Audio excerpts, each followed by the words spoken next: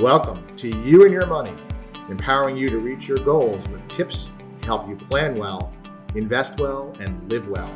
Today's episode features Lawrence Hale, Principal Managing Partner and Chief Investment Officer at Weiss Hale & Zahansky Strategic Wealth Advisors. Now, on to today's topic.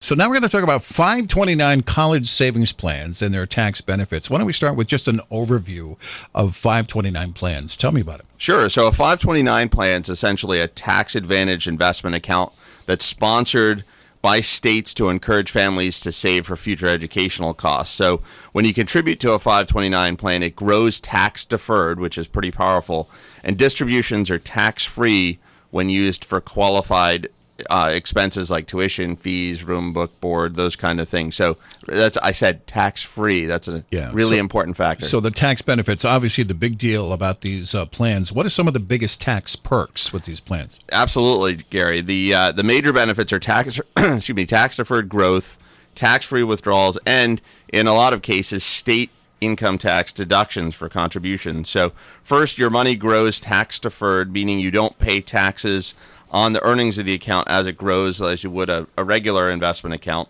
This enables the interest and growth to compound that much faster.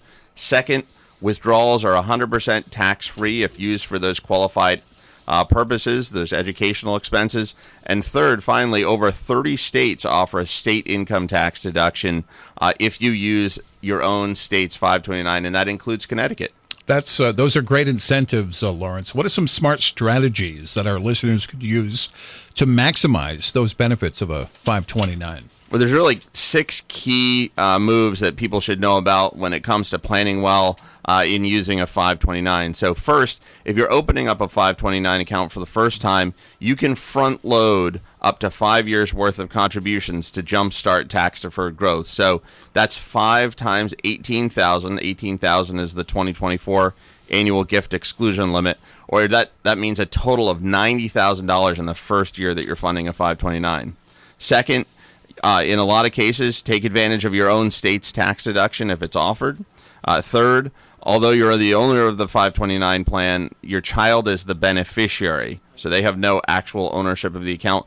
That means that funds into the account are excluded from your taxable estate, offering potential another layer of tax efficiency in estate planning.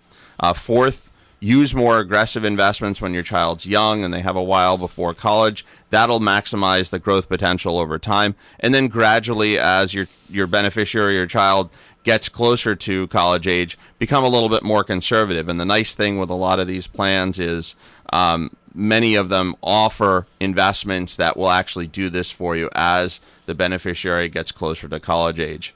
Fifth, for those, and these are some important recent changes to know about, so this came out in some recent tax legislation, you can now use up to $10,000 per year from a 529 account for tax-free withdrawals for K through 12 tuition or to pay student loans. And as of this year, and this is another biggie, if there's leftover funds in the account, if your child decides not to go to college, you can change the beneficiary and roll up to $35,000 from the 529 account to a Roth IRA, which is more geared towards retirement savings. Again, there's a lot of benefits here, 529s, and great advice here today and great information, as always.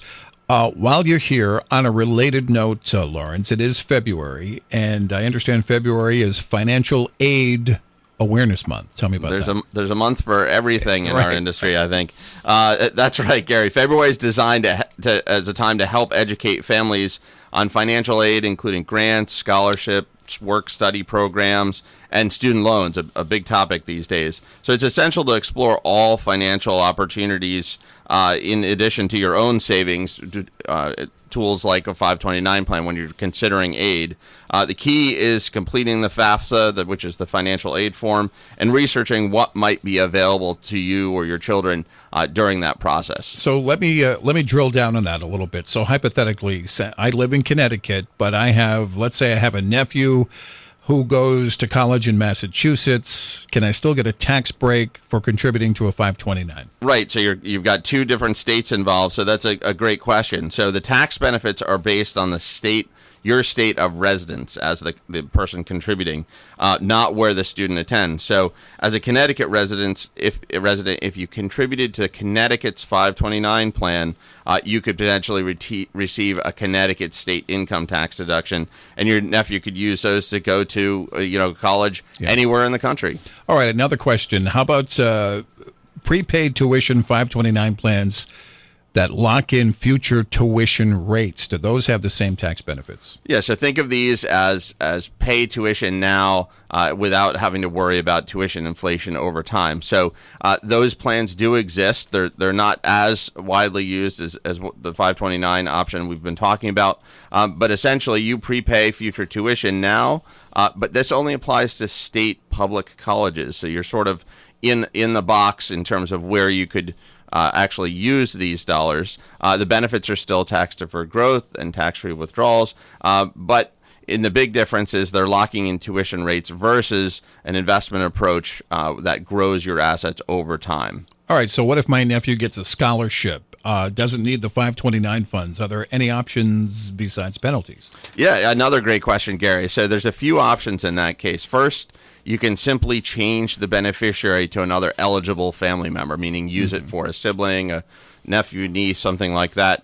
Second, you can now make tax-free withdrawals of up to $10,000 per year for K through 12 tuition. Or third, and this is really a powerful one that just started this year, 2024, you can roll up to $35,000 into a Roth IRA to avoid tax penalties, so get a jump start on retirement savings. Well, Lawrence, what a great conversation and great insight, too, on 529 plans. If you're looking to add a 529 college savings plan into your financial strategy this year or in the future, you can request a complimentary consultation on the Weiss, Hale & Zahansky website at whzwealth.com. You can call them, too, at 860-928-2341. Lawrence, thanks for joining us, and thanks for your insights today. Well, great to be able to share some insights into college savings.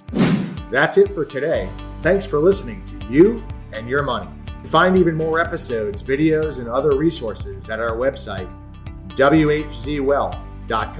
Be sure to come back next week for more tips to help you live fearlessly and pursue your financial and life goals. Until then, live well. Weiss, Hale & Zahansky Strategic Wealth Advisors offers securities and advisory services through Commonwealth Financial Network, member FINRA, SIPC, a registered investment advisor. Fixed insurance products and services offered through CES Insurance Agency. They practice at 697 Pomfret Street, Pomfret Center, Connecticut, 06259, and can be reached at 860-928-2341. Weiss, Hale & Zahansky Strategic Wealth Advisors do not provide legal or tax advice. The tenured financial services team strives to support clients in achieving their financial life goals. For more information regarding wealth management and customized financial planning with Weiss, Hale & Zahansky Strategic Wealth Advisors, please visit www.whzwealth.com.